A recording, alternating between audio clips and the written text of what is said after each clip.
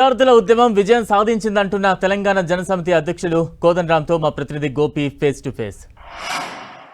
గత 30 రోజులకు పైగా సీజేపీ కొనసాగిస్తున్న ఆందోళన నేపథ్యంలో ఈరోజు కేంద్ర విద్యాశాఖ మంత్రి ధర్మేంద్ర ప్రధాన్ రాజీనామా చేయడము, అయితే సీజేపీ ప్రొటెక్షన్కి సంబంధించి సంఘీభావం తెలిపేందుకు తెలంగాణ నుంచి ఎమ్మెల్సీ కోదండరాం గారు ఢిల్లీకి రావడం జరిగింది. ఈరోజు ఉదయం సీజేపీ నాయకులతోటి ఆయన భేటీ అయ్యారు. సీజేపీ నాయకుల డిమాండ్లు పరిష్కారం చేయాల్సిన అంశాలు మాత్రమే ఉన్నాయి కాబట్టి వారు ఎక్కడ కూడా గొంతెమ్మ కోరికలు కోరట్లేదు. కేంద్ర ప్రభుత్వం వారి కోరిన కోరికల్ని పరిష్కరించాలంటూ కూడా ఈరోజు ఉదయం మాట్లాడడం జరిగింది. ప్రస్తుతం కోదండరాం గారు మనతోటి ఉన్నారు. మరి సీజేపీ ప్రొటెస్టు ఈ సందర్భంగా విజయం సాధించిందా, విద్యార్థి విభాగం ఈరోజు విజయం సాధించిందన్న అంశాలపైన కూడా ఆయనతో మాట్లాడదాం. సార్, ప్రధానంగా ఈరోజు ఉదయం కూడా మీరు సీజేపీ కార్యకర్తలతో మాట్లాడడం జరిగింది. వారు అడిగిన కోరికలన్నిటి కూడా సజావుగా వాళ్ళ న్యాయమైన డిమాండ్లను కోరుతున్నారంటూ కూడా మీరు మాట్లాడడం జరిగింది. దాని తర్వాత జరిగిన పరిణామాలు కేంద్ర మంత్రి రాజీనామా చేయడం జరిగింది. మరి ఎలా చూస్తారు దీన్ని? మొత్తానికైతే విద్యార్థి ఉద్యమం ఒక ఫలితాన్ని సాధించింది. 37వ రోజు ఇన్ని రోజులు ఈ ఎండలో ఈ ఉక్కపోతలో తినక వాళ్ళు చేసిన ఈ ఆందోళన మామూలుది కాదు. పోలీసులు వచ్చి మీద పడి కొడుతుంటే కూడా అక్కడనే కూర్చున్నారు, కానీ భయపడే వాళ్ళు కూడా పారిపోలేదు.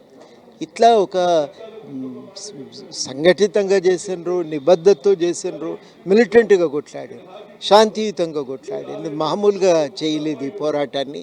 ఎంతో వ్యూహాత్మకంగా ఈ పిల్లలు నడిపినారు. జర్రపురుగులని సుప్రీంకోర్టు చీఫ్ జస్టిస్ గారు కొట్టిపారేసిన పిల్లలు, అవును మేము జర్రపురుగులమే అని ఐక్యంగా నిలబడి, మేము చనిపోయేటోళ్ళం కాదు, మేము నిలబడతాం, కొట్లాడతాం, మా కోసం ఈ ప్రపంచాన్ని మళ్ళీ నిర్మించుకుంటామని చెప్పి బయలుదేరారు. వెనకటికి అమెరికాలో నల్ల జాతీయులందరూ మాకు స్వప్నం ఉంది సాధించుకుంటామని బయలుదేరినట్టుగా వీళ్ళు కూడా బయలుదేరి ఇవాళ సంఘటితమై దేశవ్యాప్తంగా అందరూ స్పందించారు. వాళ్ళ సహనాన్ని, వాళ్ళ పోరాటాన్ని చూసి అందరూ కూడా స్పందించి మొత్తం మీదనైతే దేశమంతా ఎక్కడికక్కడ దానికి నీరాజనాలు పట్టినరు, దానికి సంఘీభావం తెలిపినరు. మరి ఇది నానాటికి విస్తరిస్తుండటంతో ఇవాళ కేంద్ర ప్రభుత్వానికి తప్పనిసరి అయింది. 2014 తర్వాత ఎన్నడూ ఏ మంత్రి రాజీనామా చేయలే. ఇవాళ మొట్టమొదటిసారి ఒక మంత్రి గారు రాజీనామా చేయవలసి వచ్చిందంటే అది మామూలు విషయం కాదు. అట్లా ఒక మంత్రి రాజీనామా చేసిండు. ఒక మంత్రి రాజీనామా చేసి మరి ఇవాళ తాను రాజీనామా చేయటమే కాదు, ప్రధానమంత్రి విద్యార్థులను ఉద్దేశించి మాట్లాడిండు. తర్వాత అన్నిటికంటే మించి పరీక్ష నేషనల్ టెస్టింగ్ ఏజెన్సీ ఎన్టీఏ వాళ్ళ అధికారులను తొలగించి అక్కడ కూడా మళ్ళీ పేపర్ లీకేజ్ను పూర్తిగా నిలువరించడానికి ఒక చట్టాన్ని తీసుకొస్తున్నారు. ఇవన్నీ కూడా విద్యార్థుల సమ్మె వల్ల జరిగిన పరిణామాలు తప్ప వేరొకటి కాదు. చాలా మంచి విజయాన్ని పిల్లలు సాధించారు. ఇక్కడితో ఆగటానికైతే వీల్లేదు. కేంద్రం మీద ఉన్న బాధ్యత ఏంది? పిల్లలకు తగినటువంటి విద్యను అందించాలి, సరిగ్గా పరీక్షలు జరపాలి, అన్నిటికంటే మించి వాళ్ళ ఉపాధి కల్పన మీద కూడా దృష్టి పెట్టాలి. సార్, ముఖ్యంగా ఇక్కడ విద్యార్థులంతా కూడా 3 డిమాండ్లను కేంద్ర ప్రభుత్వం ముందు ఉంచడం జరిగింది. అందులో కేంద్ర విద్యాశాఖ మంత్రి రాజీనామాతో పాటు చనిపోయిన కుటుంబాలకు నష్టపరిహారం అందించడము, ఏదైతే 20వ తేదీన జరిగిన ఘర్షణల సందర్భంగా విద్యార్థులపైన దాదాపు 15 ఎఫ్ఐఆర్లను నమోదు చేశారు. వాటన్నిటిని కూడా బేషరతుగా వెనక్కి తీసుకోవాలి, విద్యార్థులపైన ఎటువంటి కేసులు నమోదు చేయొద్దు అనేది కూడా ప్రధానంగా విద్యార్థులు అయితే కోరుతున్నారు. అయితే ధర్మేంద్ర ప్రధాన్ రాజీనామా అనేది మాత్రమే ఇప్పటికి జరిగింది. ఇంకా మిగతా అంశాలపైన కేంద్రం నుంచి ఒక స్పష్టమైన వ్యాఖ్య రాలేదు. అది వచ్చేంత వరకు కూడా తాము జంతర్ మంతర్ను వదిలేది లేదనేది కూడా విద్యార్థులు చెప్తున్నారు. ఎలా చూస్తారు? కరెక్టే కదా, న్యాయమైనవి అవన్నీ. ఎందుకంటే ఎన్ని కేసులు వాళ్ళు ఎడ తిరుగుతారండి, ఉద్యోగాలు అన్నీ ఇబ్బంది పడుకుంటూ. కాబట్టి వాళ్ళు కేసులు ఉపసంహరించాలి.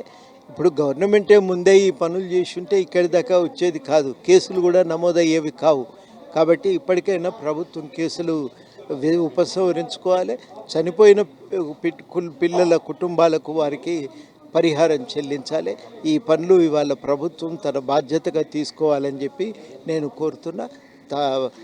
వాటి కోసం వాళ్ళు నిలబడ్డారు, కొట్లాడుతున్నారు. ఇది నా దృష్టిలో ఒక ఇలాంటి నిర్ణయాలు మంచిగా జరగాలి అనేది. సార్ ముఖ్యంగా ఈరోజు జరిగిన ఉద్యమం కావచ్చు, రానున్న రోజుల్లో కేంద్రం కావచ్చు, రాష్ట్ర ప్రభుత్వాలు కావచ్చు, మీరు సుదీర్ఘంగా ఉద్యమాలలో అనుభవం ఉన్న వ్యక్తి, విద్యార్థులకు సంబంధించి కావచ్చు, ఒక ప్రొఫెసర్గా కూడా మీరు తెలంగాణలో కీలక పాత్ర పోషించినారు కదా.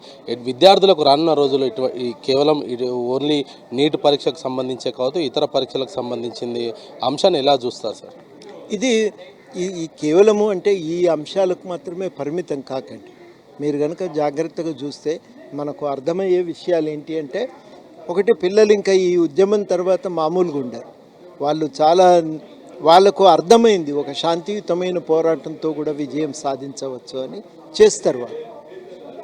అందుకని ప్రభుత్వాలకు ఇది హెచ్చరిక. ఇక మనం అధికారం చేతిలో ఉంది కదా అని విచ్చలవిడిగా ఏది పడితే అది చేస్తే నడవదు. ఆ ఆందోళనలకు వ్యతిరేకంగా ఆందోళనలు అనేవి మళ్ళీ మళ్ళీ పుట్టుకొస్తాయి. కాబట్టి బాధ్యతగా అధికారాన్ని నిర్వహించటం నేర్చుకోవాలి. నేర్చుకోవలసిన ఆవశ్యకతను ఈ ఉద్యమం కూడా ఎత్తి చూపుతున్నారు. చివరిగా కేంద్ర ప్రభుత్వ నిర్ణయం, ఇటు విద్యార్థుల పోరాటం కావచ్చు, లేదా కేంద్ర ప్రభుత్వం ఇప్పుడు విద్యాశాఖ మంత్రి రాజీనామా కావచ్చు, రానున్న రోజుల్లో జరగాల్సిన పరిణామాలు ఎలా చూస్తారు సార్? ఇవన్నీ ఒక సంఘటితమైన శాంతియుతమైన పోరాటం సాధించిన విజయాలుగానైతే ముందు నమోదు చేయాలి. అంతేకాదు ఇవి ఒక తీవ్రమైన మార్పుకు కూడా సంకేతాలు. ఇక భవిష్యత్తులో ప్రజలు సహించరు. పిల్లల నుంచి ఒక విషయాన్ని నేర్చుకున్నారు.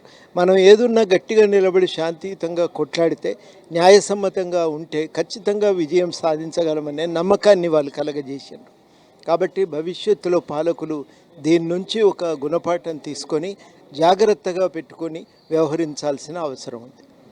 సో ఇది మొత్తంగా విద్యార్థుల విజయానికి సంబంధించి ఈరోజు జంతర్ మంతర్లో జరుగుతున్న ప్రొటెస్టు ఏదైతే నిరసన తెలియజేస్తున్నారు, ఇది దేశానికి కూడా ఒక దిక్సూచిగా రానున్న రోజుల్లో మారబోతుందనేది కూడా ప్రొఫెసర్ కోదండరామ్ గారు చెప్తున్నారు. వీడియో జర్నలిస్ట్ సంజయ్తో గోపి, 10 టీవీ, న్యూఢిల్లీ.